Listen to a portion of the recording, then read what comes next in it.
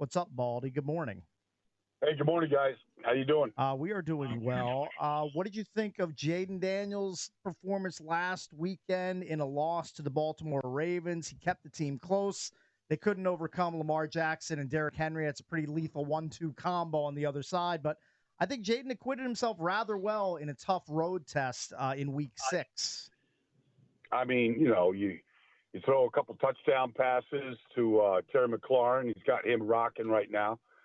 You don't turn the ball over. They couldn't run the ball, very much like they had been doing. So, you lose Brian Robinson, you lose, your star running back. That hurts you. But I thought Jayden played great. I mean, Lamar was unreal. I mean, he didn't miss a single read. His ability just to find the open receiver, all of them, or whoever it was, whether it was Bateman or Flowers or Andrews in the end zone. Look, it was a good game. It kind of lived up to some of the hype and expectations, I think, that people wanted. And, it's 6 games into his career for this kid. I mean, it's pretty good. Everybody's going to be looking to next week's game in Washington when Caleb comes. And so we're just going to keep ramping up till we get to that game next week. Brian, I watched one of your videos on Instagram where you were talking about Cliff's offense and Jayden and the tweaks. I kind of wanted to let you expand on it.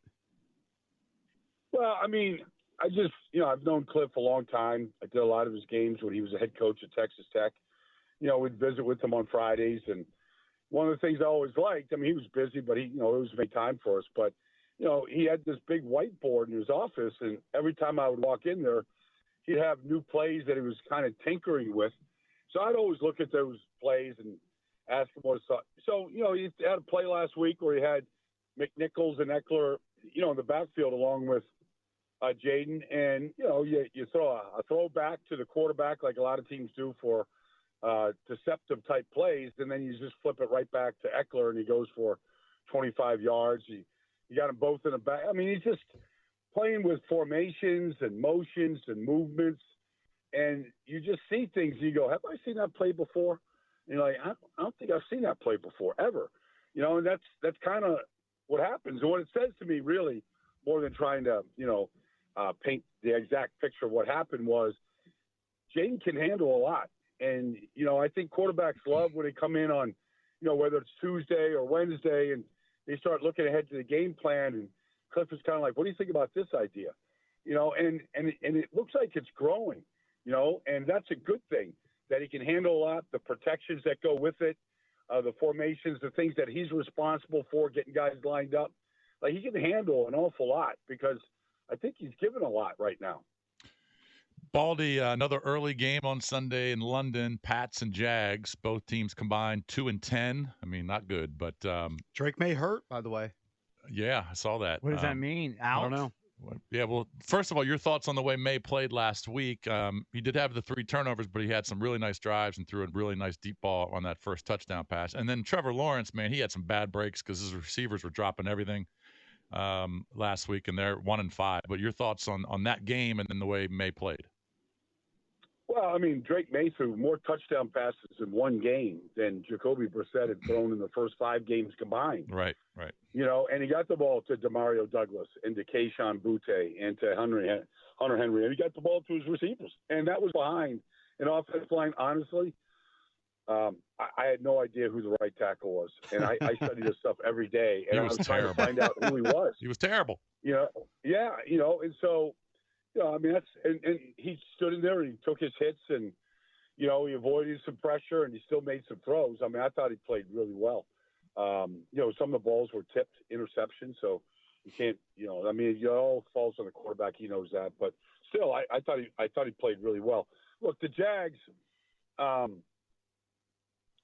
defensively, offensively, yeah, Trevor's not playing well. Yeah. And they're not doing things. They're not running the ball. They can't gain a yard when they need a yard. Same issues last year. But defensively, they got taken apart in that game.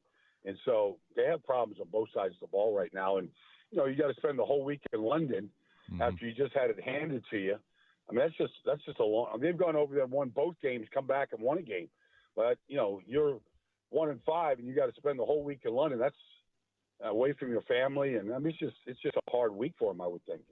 Insider Call is brought to you by Hellman's Real Mayonnaise. You can purchase Hellman's at your local Walmart, Kroger, or grocery store to add extra deliciousness and creamy flavor to your game day dishes this football season. So the AFC East wideout arms race heated up this week with Devontae Adams traded to the Jets.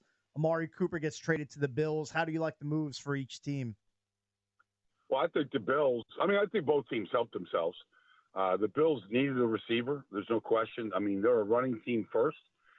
Josh Allen's playing great football, has not thrown an interception yet this season.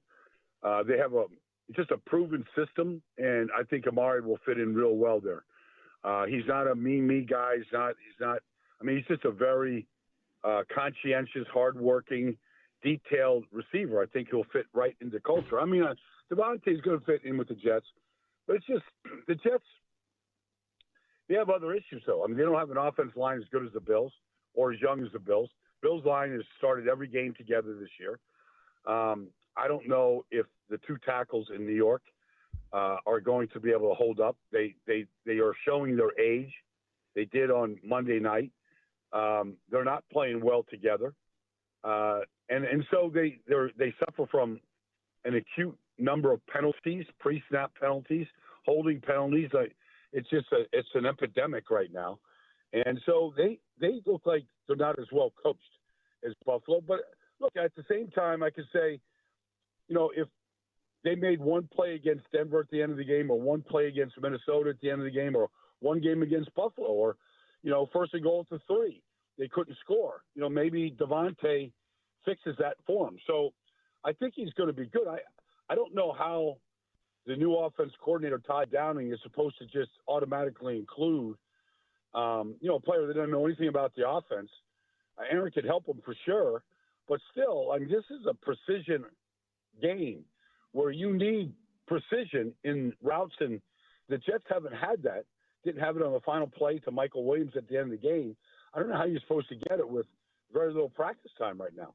So, Baldy, the Browns deal away Amari Cooper. Their season's unraveling. They're at 1-5. They're hosting the Bengals this week. But there is a bright spot, I guess, with Nick Chubb looking like he's going to make a return. How much of an impact do you think he can have running behind an offensive line that's had its fair share of injuries so far this year? It'll at least be a boost for them to get Chubb back. Well, he'll help for sure. They lost their starting center in the third play of the game last week. Mm-hmm.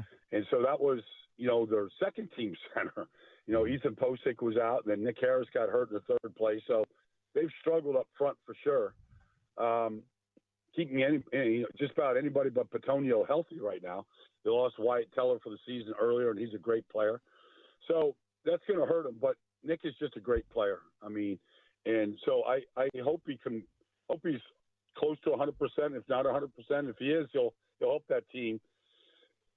Any great running back should help the quarterback. So the quarterback has to play a lot better, but Nick will help them. There's no doubt. He's just a great player. Hey, real quick, Baldy, before we let you go, Vikings-Lions, big one. Vikings a short fave, like 2, maybe 2.5. We saw what Detroit did last week, rolling up almost 50. Minnesota, of course, beat the Jets in London. Talk about that matchup. Who do you like? Well, look, Minnesota's got the number one defensive football under Brian Flores, and Detroit has the number one offensive football under Ben Johnson. It's going to be in the hands of those two guys making these calls. Minnesota can play with anybody the way they play defense, the way they take the ball away.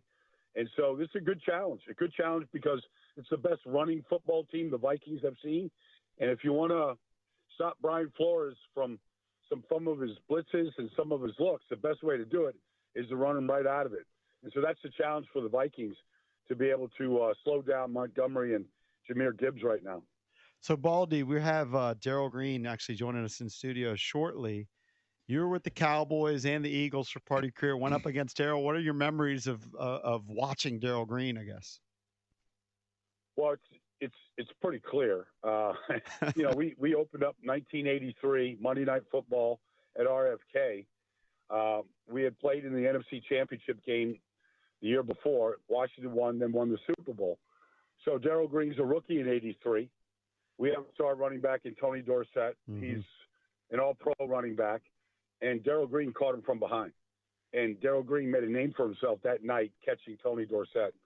and then went on for the next 20 years to, distinguish himself. We won that game, by the way, and he'll remember that. We came back and scored 4 times in the second half to win that game against Washington. But, I think we all found out who Daryl Green was on his opening night of his career. Yeah, definitely.